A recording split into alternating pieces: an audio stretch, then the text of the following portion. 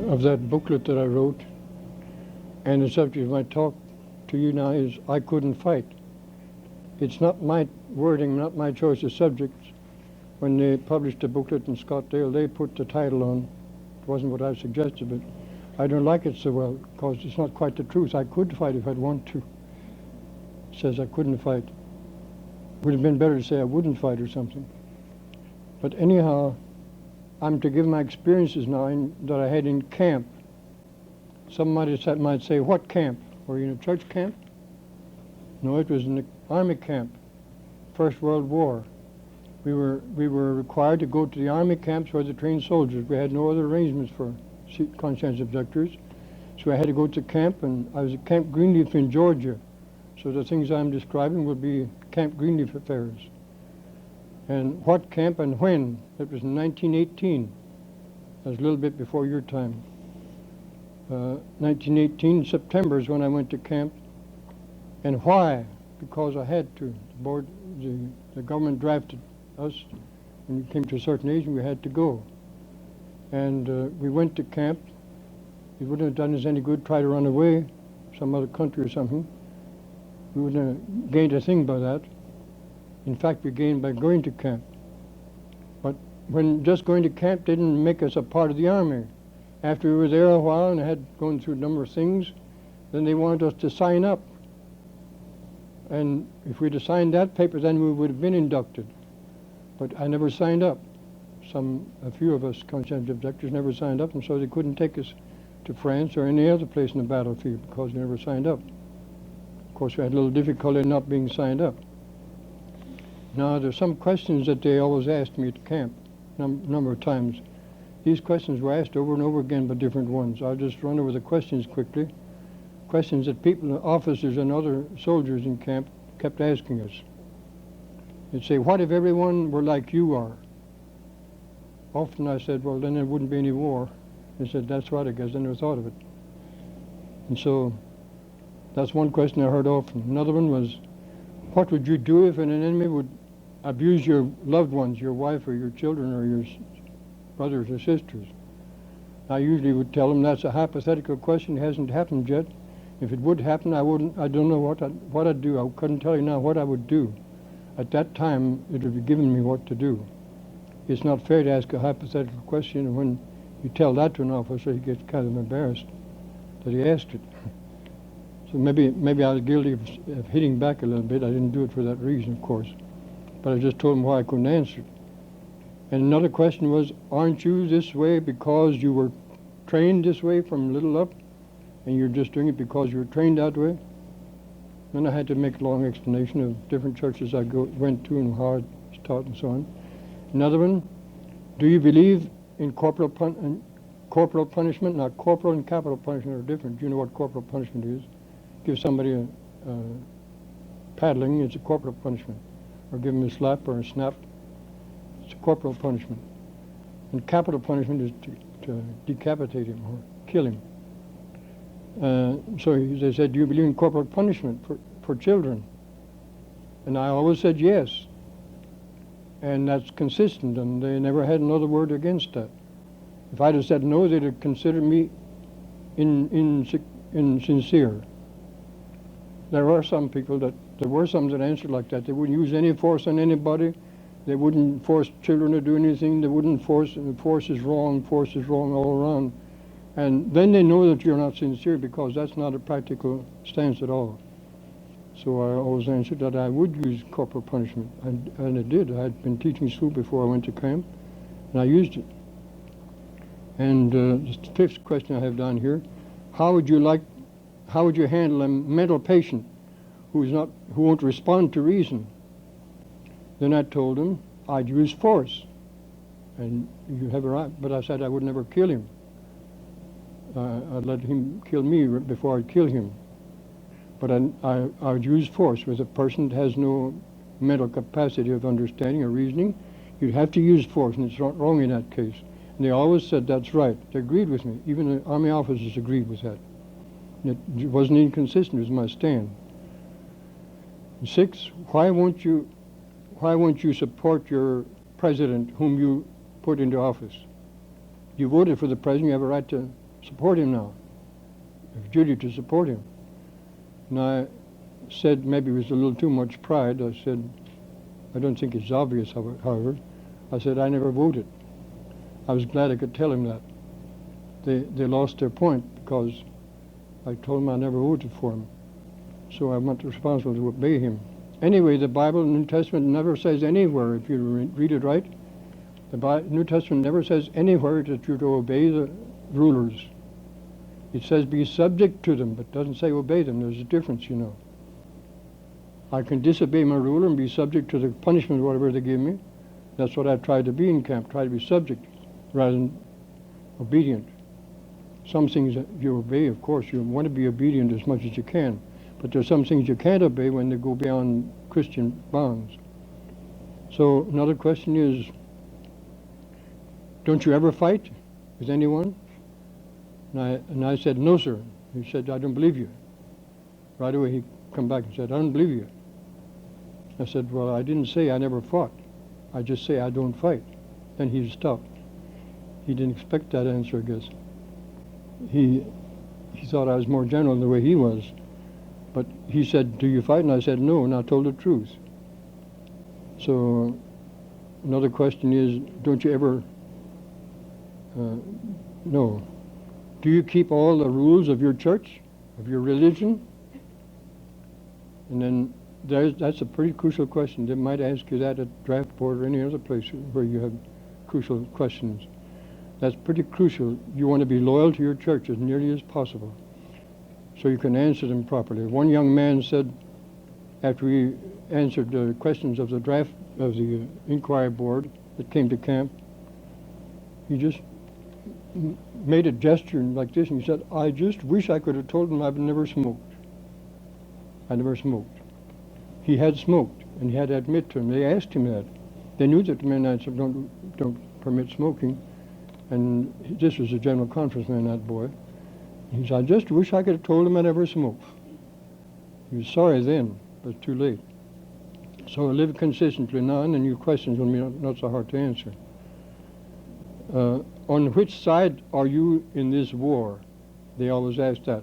My name was German, and it was a war against Germany, and I often had some hair-splitting explanations to make. They thought I was pro-German because I wouldn't fight. They took it as though I were a political objector. But I made it clear to them that it was not that. And I always told them, I'm on neither side. I'm on neither side. I love the Germans and I love the Americans. I'm on neither side, and I'm loyal to my American government. I think we have a good government. I always spoke up for the government. And that's one thing I think that saved me many times. And the 10th one, aren't you just afraid to go to battle? Isn't that why you're not going? Just because you're afraid, you're yellow, or you're cowardly? Those are some of the questions you asked me. That's not all of them, of course. There are all kinds of questions for us. I mustn't take too much time on that because I'm to give my experiences, other experiences in camp too. When we came to camp first,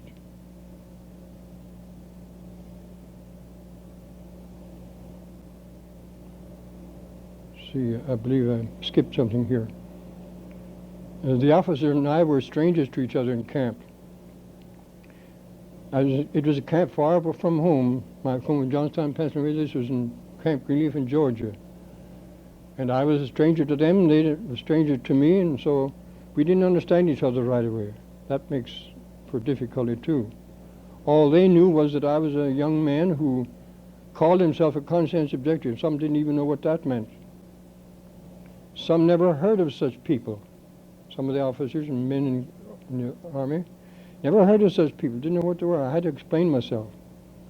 Some didn't know even after I explained it because and therefore disbelieved me. They didn't know after I explained because they were not in that kind of an experience themselves. They were not Christians. I couldn't blame them for that. I didn't feel ill toward them. That was their business to ask, and it was their business to do what they could to get me in the Army, and I knew that. So I didn't have any blame for them. They were just doing their part, and I tried to do my part in keeping up my side. I had at least a degree of love for them. I can testify to that. Maybe I didn't have as much love for them as I should have. If that would happen to me now, I think I'd have completely full love for them. I think the Lord gave me that grace. And maybe at that time I was more or less neutral. Not that I had hatred for them, but I didn't love them the way I should have, perhaps. But they didn't care for that. They didn't even want my love. They hated me. They made it known too. Some of them grit their teeth, and some of them cursed me, and some of them swore. They didn't like me at all. That's what happened there. But I'm sure that I never had any feeling like that toward them. I can remember that very clearly. I had a family back home, and I had a whole church praying for me. And I was praying, and the Lord just helped me, that's all. Now, first when I came to camp, I made it known to an officer what my stand would be as a conscientious objector. And he asked me some questions, and after I told him, he made it plain to him, after he did understand it at least part, he just said, "Man, you'll be proud of yourself." In other words, that's a threat. You'll be beaten, you'll be abused, you'll find out what the results of this kind of belief is. You'll be proud of yourself, he said. And after a while, they had my name on the list for KP duty. KP duty. How many of you were in a group where I gave this talk before? Raise hands, please. Only 3, 4. I don't want to repeat too much if you heard it before, but most of you hadn't heard it. KP duty means kitchen police. And kitchen police means go to the kitchen, help wash pots and pans and serve food and help cook the meals. Kitchen work is what? Kitchen police. Call it police. And so my name was on there for KP duty. And this was a military camp, and they fed soldiers, and they prepared soldiers for war, for battle. And I was supposed to go with them. They wanted me to.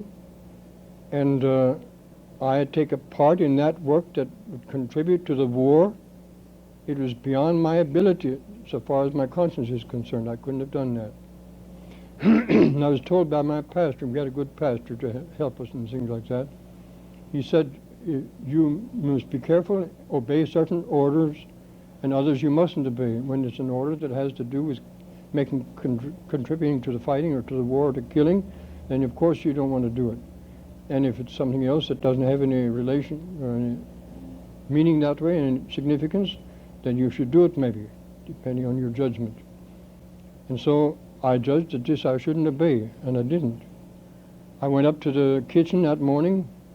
At 5 o'clock I was supposed to appear, and the mess sergeant was there at 5 o'clock. He never was there at 5 o'clock other mornings, but that morning he expected me to object, so he was present right away before I got there.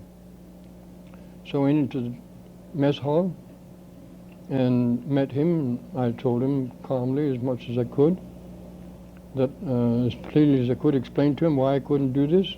He listened for a little while, then he started to bawl me out and scold me and curse me and threaten me and every kind of thing.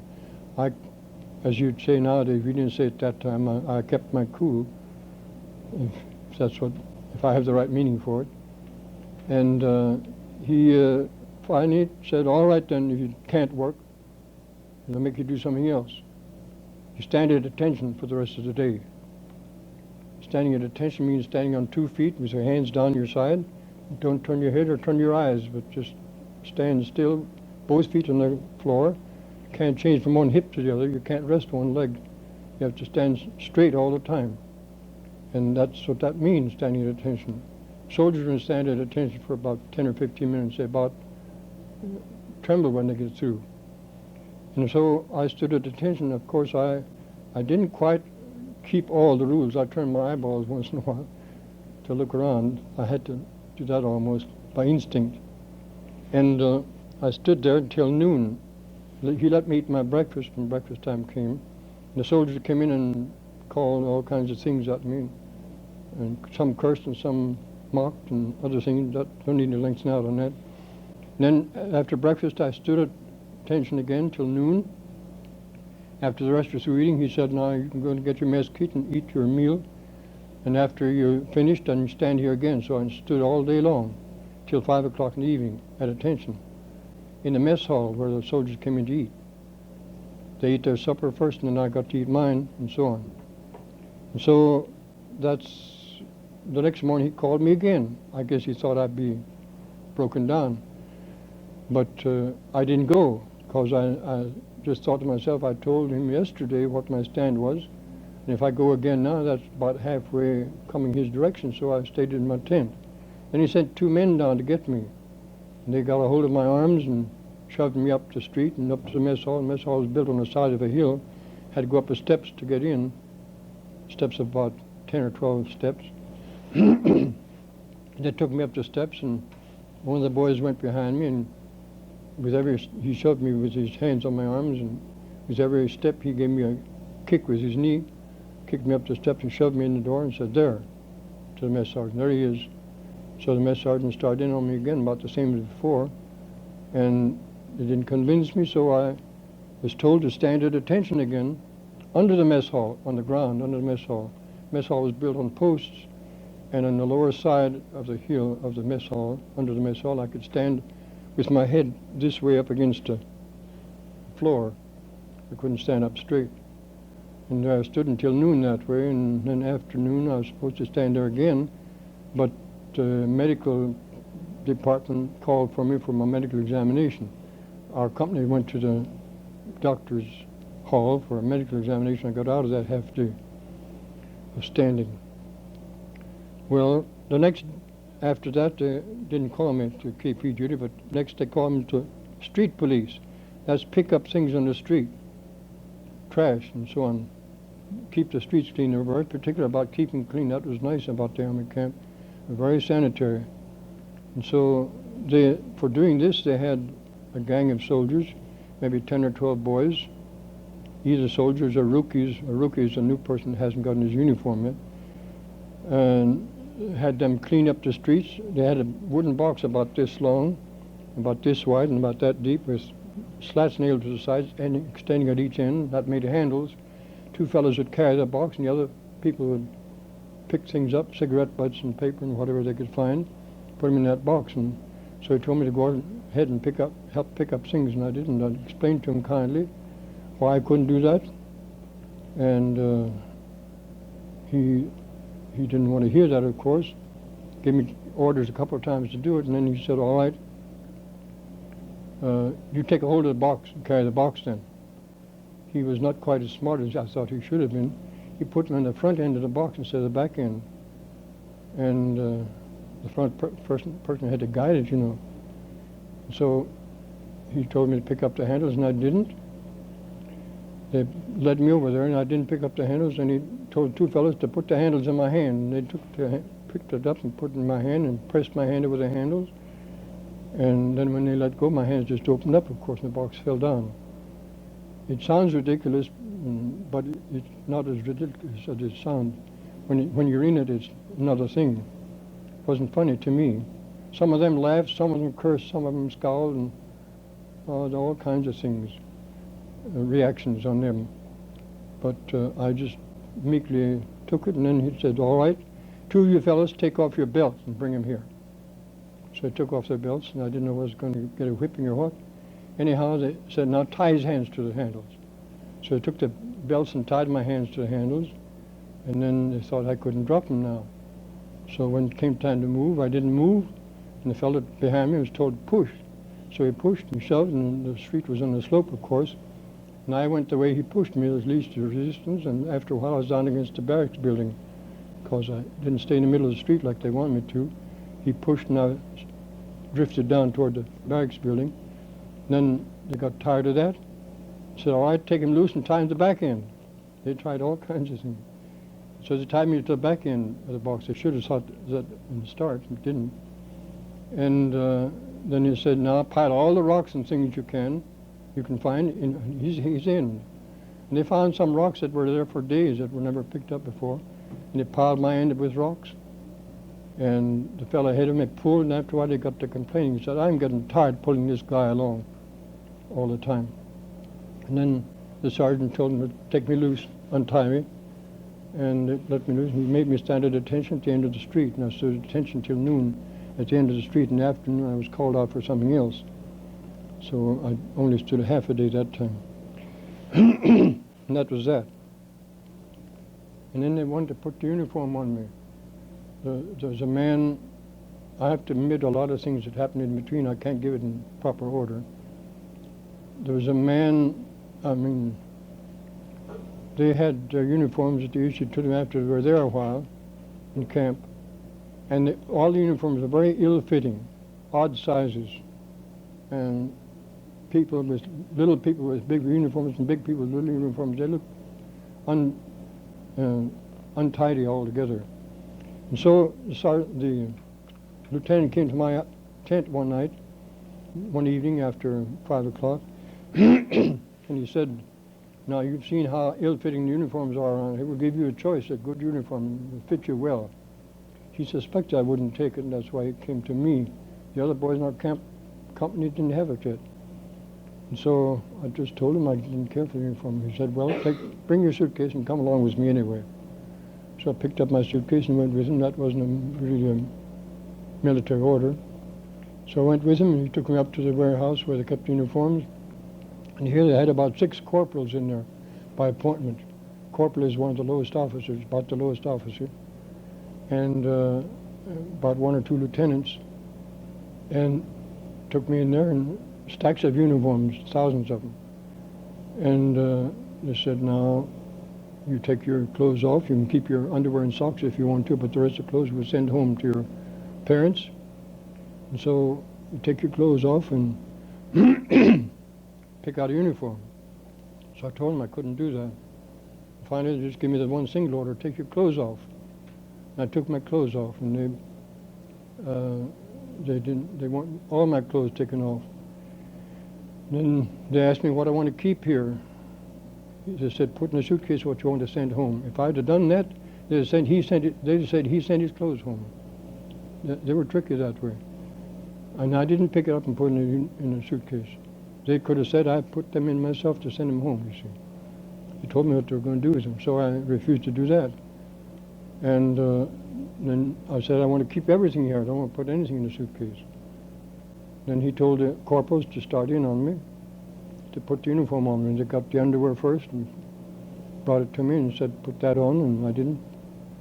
Then he told the corporal to hold it up for me so I can step into it. And he held up the underwear, long johns at that time they had. And he held it up for me and told me to step in, and I wouldn't, so they picked up my foot and put it in. Did that with the other foot, and did that with both hands. Put the whole uniform on me, buttoned it up and everything. Just like I were a baby, that's how they dressed me. And then they finished up by leaving an extra hole, an extra button in both some trousers and the coat. Then marched me down the street like a circus parade. And they called the other boys out along the side of the street, and the street was lined up with men, and they shouted and yelled and scowled and scolded and all kinds of things I heard till I got to my tent, and then I went in. Then that evening I thought, now if I take my uniform off and put it on again the next day, then they'll say I put the uniform on. And then I thought again, I prayed all the time. I thought again, well, I refused the uniform. I can justly say I didn't want it and I didn't have it and I had nothing else to put on, so I put it on tomorrow morning. And I got up and put it on, at least part of it. And then, of course, it went on that way for a while, and I wrote a letter home that evening to my mother. Told her just what happened, that the uniform was forced on me. Now, we didn't report it when we got beaten. We didn't report that kind of thing, because that would have been very non-resistant for us to report those officers and have them demoted or something. But here was something, they made me do something that wasn't right. And I didn't want to continue, so I reported that in order to get rid of it. And so I reported, and my pastor wrote to Washington wrote to camp and told them to give me my clothes back. The camp people, sure enough, wrote back and said the young man willingly accepted the uniform. That's because I put it on that morning. So they wrote that back to our pastor, and the pastor wrote right back again to Baker, Secretary Baker in Washington, said the young man did not willingly accept the uniform. And so the Baker wrote again to the camp, made the orders strict and straight, They're to give me my clothes back. And so they came to me and asked me for my uniform. I mean, part of the uniform. He asked me for the hat band and for the buttons here. 2 buttons are removable, and for the leggings. So I wouldn't have a full uniform. If I'd had the full uniform on, he wouldn't have struck me. It's a penitentiary offense to strike a man with a uniform. And so he took part of the uniform, and so I wouldn't have a full uniform. Nobody could say he struck a man with a uniform. So I gave those things to him. The next day he beat me up. I can't go into details because of lack of time, but when I came out of that beating, my lips were cut, my nose was bleeding, and both eyes got black for 2 weeks, and I was pretty well battered up around my head, and a few things like that. I can't lengthen out on that. And after that, then soon, well, my mother was excited about it. The uniform hadn't come home yet. I mean, my clothes hadn't come home yet. Those people fooled me. They said they're going to ship the clothes home that night, and they didn't. I don't know how long they kept them there. If I'd have refused to put on the uniform, they'd have given me my clothes back probably if I'd have worked hard enough. That was one mistake I made. Anyhow, that was that then. And then I want to tell you about the intelligence officer, but I don't have time. I want to tell you about some other fellows too. There was a line of about a dozen boys before I came to camp that refused to do certain things. And the major lined them up in a line. They made them all stand up in a line outdoors. And he had a corporal with a shovel, one of these short shovels, short-handled shovels, like a spade. And they used for digging ditch. And he gave one of the corporals that shovel and told him to go follow along the line and hit each man in the face with a shovel. It's a flat back part of the shovel. And another corporal walked along the back and caught them so they wouldn't fall over. They would knock them down. So they went along the line, gave each one a crack with a shovel in his face. And those corporals, poor fellows, didn't want to do it, but they had orders. They did things that were hard for them to do, but they had to obey orders. And I don't know how that ended up then, but that's how much I heard of it. They just told me that much. Another set of people were about 19 of them or so, that, 15 there were this time. They took them out and had them dig ditch in an open field. There's no earthly purpose for the ditch except just to make the boys work. And they had guards over and made them work, and they couldn't straighten up to rest their backs a bit, even for a minute, from morning till night. They were going to torture them into it. And so they made them work for 2 weeks digging ditch, shoveled the dirt out, and then somebody shoveled it back in again, and just made ditches for nothing. And after 2 weeks, he lined up the 15 boys and said, "Now, if you want to keep on doing what you're doing, you just keep on refusing to take uniform. And if you want to get along well like the other boys, you just accept uniform." Made a long speech for them and said, "Now, those that step forward 2 steps when I give you orders, you're saying by that you'll accept uniform." So he said, "Forward, march," and then 1, 2, and half of them stepped out. Too bad. Either 7 or 8 of the 15 stepped out, were willing to take the uniform. And the others that were left were shipped out to another camp where they had a nice detachment for the COs. They had it easy from that time on. But these other boys had to take the uniform then, because they stepped out. They weakened at this very crucial point. And then there's another man, I have to tell about him yet. John Bergen. I have to miss a lot that I wanted to tell, but time is too short. John Bergen is the name of this man. He was from Oklahoma. He was a cowboy, a Mennonite cowboy. Did you ever hear of one? Mennonite cowboy, and he lived a typical cowboy's life too, evidently. He told us about it. He was a very rough fellow when he was a cowboy at home. And he claimed that he got converted on the way to camp, on the train, Maybe his mother talked to him before he started or something. And he had got convicted and confessed Christ by himself in the train.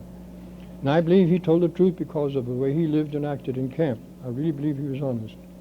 But the soldiers didn't believe that. The officers didn't believe that. They thought he told them a story when he said, "I got converted and I'm a Christian, I can't fight." They just laughed at him, a fellow getting converted on the train to camp. Ridiculous, they said. And so he took his stand, and he was illiterate. He couldn't even read or write his own name. He was a typical cowboy, I told you. He couldn't even read or write his own name. And he wouldn't sign a single paper. They'd let him make an X and somebody else write his name, but he wouldn't do that. And sometimes they got the other COs to try to convince him to sign his name. One time he was in the guardhouse in jail. They took his pocketbook away from him. And to get the pocketbook back, he had to sign a paper, a receipt. He wouldn't do that. And the boys tried to convince him, this is just to get your money back, that's all. It means nothing except to get your pocketbook back. Yeah, but how do I know what's on the other side of that paper? He was illiterate and ignorant and didn't know, didn't believe anybody. But so he made himself a lot of trouble by that, but I can't go into details with all the parts of the story anyhow, but when it ended up, he had a broken nose. The sergeant hit him in the nose with his fist and broke his nose.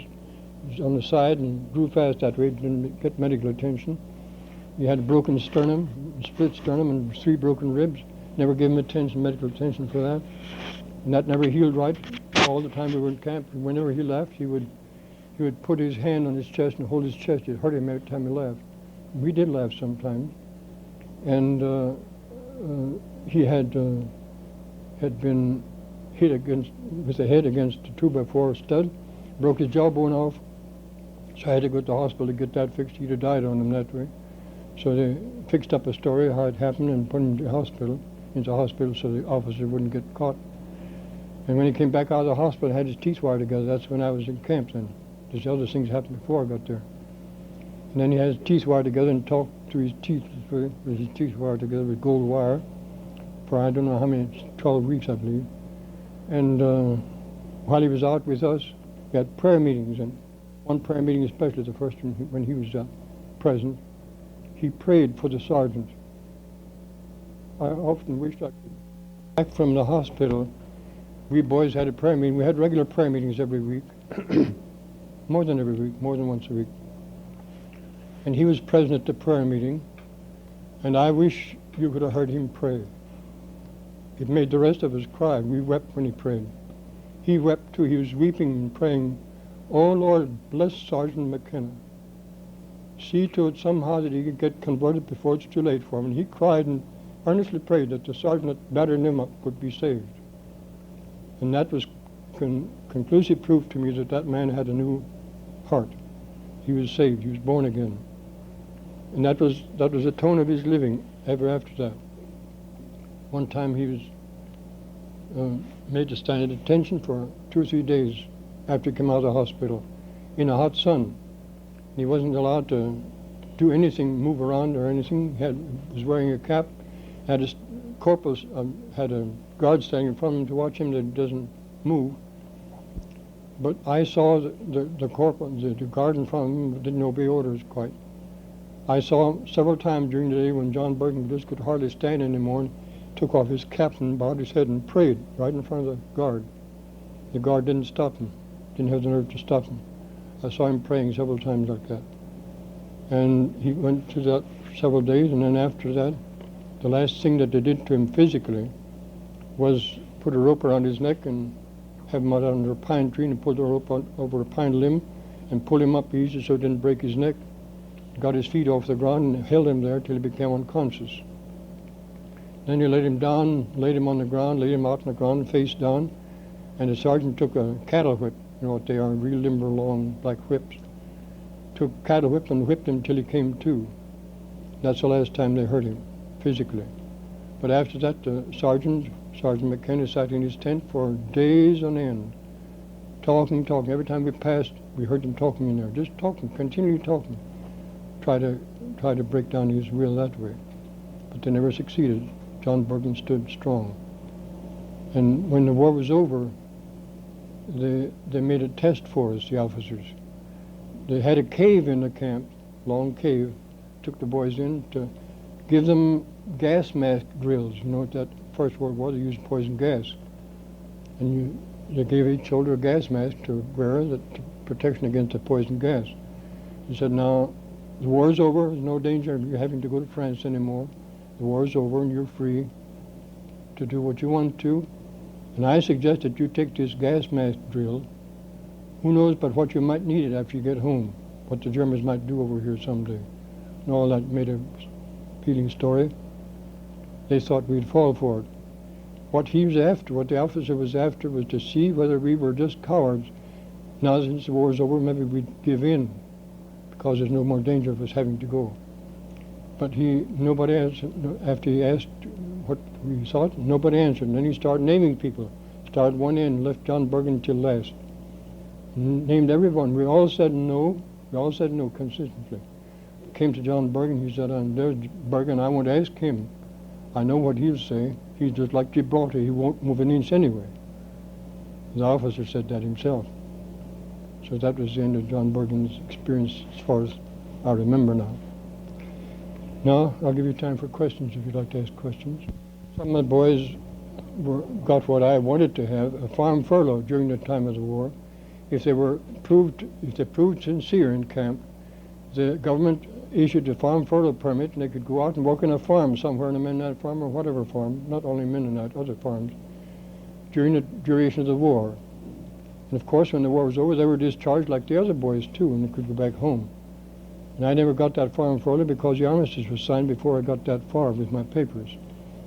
And some boys were court-martialed and sent to Fort Leavenworth, some for 15 years, 5 years, 15 years, 20 years, 45 years. Some had 45-year sentences in Fort Leavenworth. The officers used to try to scare me by saying, if you get court-martialed and go to Fort Leavenworth for 45 years, there won't be anything of your life left. You'll be 70 years old when you get out. All that kind of thing they frightened me with. And I didn't care if I'd be 70 years old when I got out or not. I wouldn't give in. And so when the war was over, President Wilson was a good man. I'll have to say that. He pardoned them all, and they all went home. 45-year sentence or 5-year sentence, all got the same. They got let out of Fort Leavenworth. And some of us were moved to other camps to get closer home for discharge because they wanted to save money. The soldiers could travel for much less on the train than others, and so they took us home, took us to camp nearest home, so we'd have a shorter distance to travel as civilians. We had to pay full fare then. Government had to pay full fare. Did I cover what you had in mind?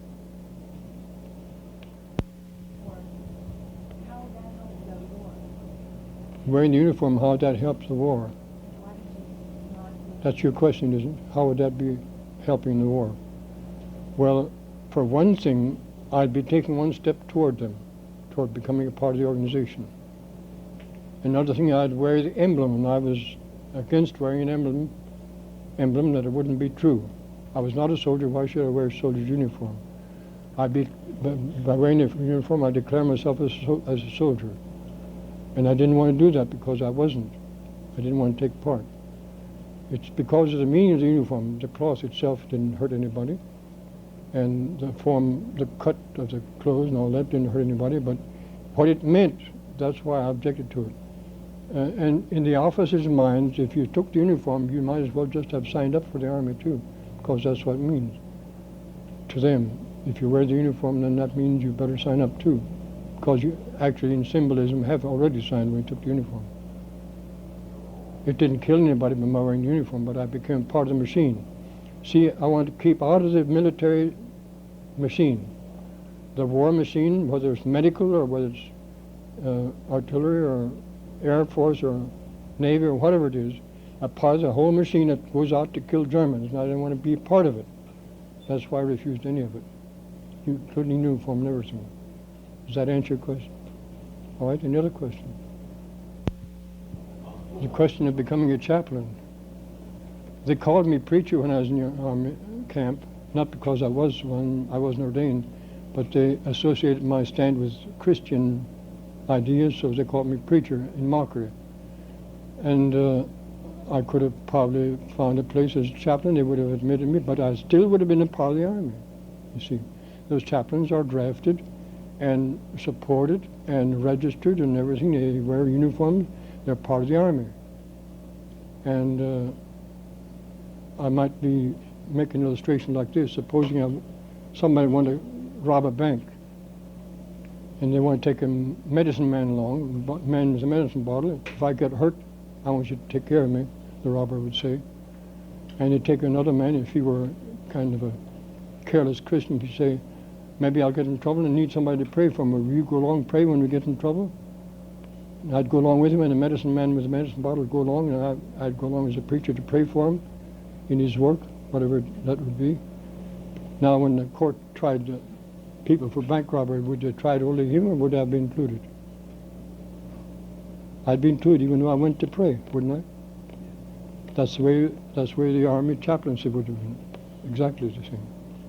So you would be non-resistant the whole time. You would be, as a chaplain, not forced to bear arms and armor. Yes, that's right. I would have been myself personally non-resistant, but I would have helped other boys to be resistant. You see, it's this thing. I hope you can all understand this. That opens. There's a subject that should be discussed. That is this: the people of the church, many of them, that talk about pacifism and non-resistance nowadays, sort of make light of the idea of personal piety. That doesn't count. We have to think of ourselves as a group, and we're going lopsided on that. They discredit personal piety and sponsor or further the idea of group salvation. Well, we're not saved that way. We're saved by individuals. We're individually saved. And I could maybe be a chaplain and personally be a Christian and act that way myself, but I'm also responsible there. I'm responsible personally for my own actions. I'm responsible for the testimony I give. And Freshmen are dismissed for lunch. It's a combination of personal piety and corporal worship and corporal salvation too. So you can't get out of it by being a medical man or an officer. I mean, if you bring that up, then who was living in America that wasn't helping the war? But Eighth graders are dismissed for lunch. The thing is this: if I purposely went to farming in order to win the war and increase certain grains for the use of the war, if I did it with that purpose, then I was wrong. But if I kept on farming and working on a farm like always, disregarding what happened to my product, regardless of what happened to the product, then that's where I drew my line. There were some farmers that promised to put out more wheat at a certain point in the war to increase the food. And if I had been a Christian farmer, I'd have refused to sign that. I'd have sowed the wheat like I always did, same amount. I'd have refused to sign to win the war. Because that time I would have deliberately made a decision that I was going to help the war by doing this. But nobody could get out of it. Every citizen was a part of America at that time, and everybody fought, in a sense. But you can't cut it down like that. Seniors are dismissed for lunch. You have to leave the country if you want to get rid of any involvement at all.